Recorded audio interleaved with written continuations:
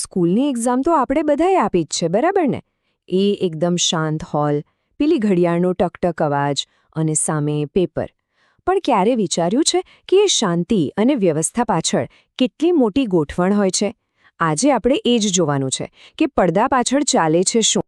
જો આ નંબર 641, શું લાગે છે? શું હશે આ? ખાલી એક આંકડો નથી આ એક મોટો પડકાર છે. એક એવી સિસ્ટમની શરૂઆત જેમાં ભૂલને કોઈ જગ્યા જ નથી. પણ સવાલ એ છે કે આ 641 છે શું? તો જવાબ છે, આ છે સ્ટુડન્ટ્સની સંખ્યા.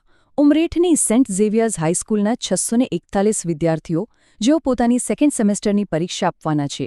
જરા વિચારો, 641 વિદ્યાર્થીઓ એક જ સમયે એક સાથે ભૂલ વગર પરીક્ષા ગોઠવવી કેટલું મોટું કામ હશે નહીં?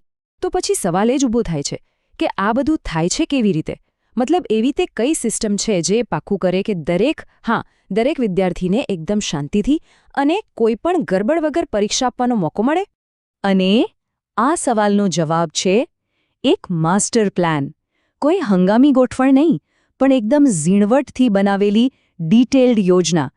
એક એવો પ્લાન જેમાં નાનામાં નાની વાતનું ધ્યાન રખાયું હોય. અને આ રહ્યો એ માસ્ટર પ્લાન તમારી સામે. આ એક જ ઇમેજમાં સેન્ટ ઝેવિયર્સ હાઈસ્કૂલની જાન્યુઆરી 2026ની પરીક્ષાની આખી બેઠક વ્યવસ્થાનો નકશો છે. સમજો કે આ એ જ ડોક્યુમેન્ટ છે જે બધી અંધાધૂંધીને એકદમ વ્યવસ્થિત ગોઠવણમાં ફેરવી દે છે.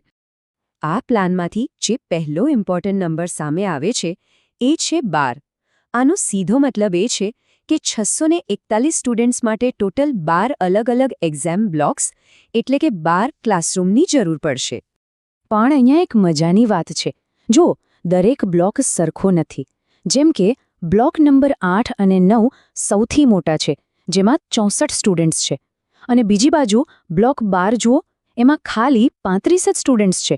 આના પરથી જ ખબર પડે કે પ્લાનિંગ કેટલું ચોક્કસ અને દરેક રૂમની કેપેસિટી પ્રમાણે કરવું પડ્યું હશે. તો સવાલ એ છે કે આ માસ્ટર પ્લાનમાં દરેક વિદ્યાર્થીને પોતાની જગ્યા કેવી રીતે મળે છે? ચલો, હવે એ આખી પ્રોસેસને સમજીએ. બહુ ઇન્ટરેસ્ટિંગ છે. બધું શરૂ ક્યાંથી થાય છે? ડેટાથી. જેમ અહીં જોઈ શકાય છે, પહેલું અને સૌથી અગત્યનું કામ છે દરેક ક્લાસ અને એમાં કેટલા સ્ટુડન્ટ્સ છે એની એકદમ ચોક્કસ લિસ્ટ બનાવવી. આ જ આખા પ્લાનિંગનો પાયો છે. પછી એ ડેટાને એક્શનમાં મૂકવામાં આવે છે. આ લિસ્ટ પરથી બને છે એક નક્કર પ્લાન. અહીં જુઓ, સાફ લખેલું છે કે કયા ક્લાસને કયા બ્લોક નંબરમાં જગ્યા મળશે. બસ આ રીતે એક સિમ્પલ લિસ્ટમાંથી આખી બેઠક વ્યવસ્થા તૈયાર થઈ જાય છે. પણ આ બધા નંબર્સ, લિસ્ટ્સ અને પ્લાનિંગ આ બધું જાતે નથી થતું. આની પાછળ અસલી મહેનત તો એ લોકોની છે જેમણે આ બધું બનાવ્યું છે. ચાલો હવે એ લોકોની વાત કરીએ. આ પ્લાન કેટલો ડિટેલ્ડ છે એનો આ એક જોરદાર નમૂનો છે. આ ખાલી સ્ટુડન્ટ્સ માટેનો સિટિંગ પ્લાન નથી. અહીં તો ધોરણ 9 માટે સબ્જેક્ટ પ્રમાણે કયા ટીચર કયા ક્લાસમાં સુપરવાઇઝર તરીકે રહેશે એની પણ ગોઠવણ છે. વિચાર કરો, આ લેવલનું પ્લાનિંગ ખરેખર કમાલ.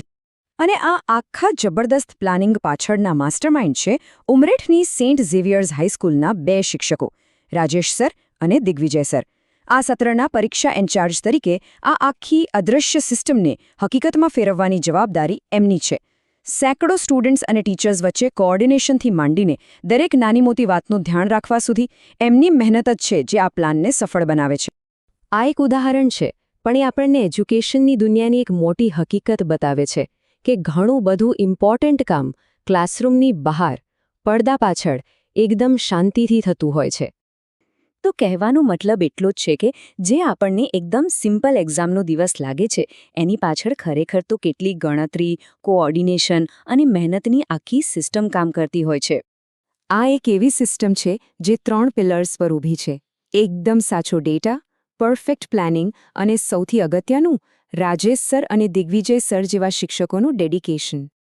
અને આ બધું આપણને એક સવાલ પર લાવીને મૂકી દે છે.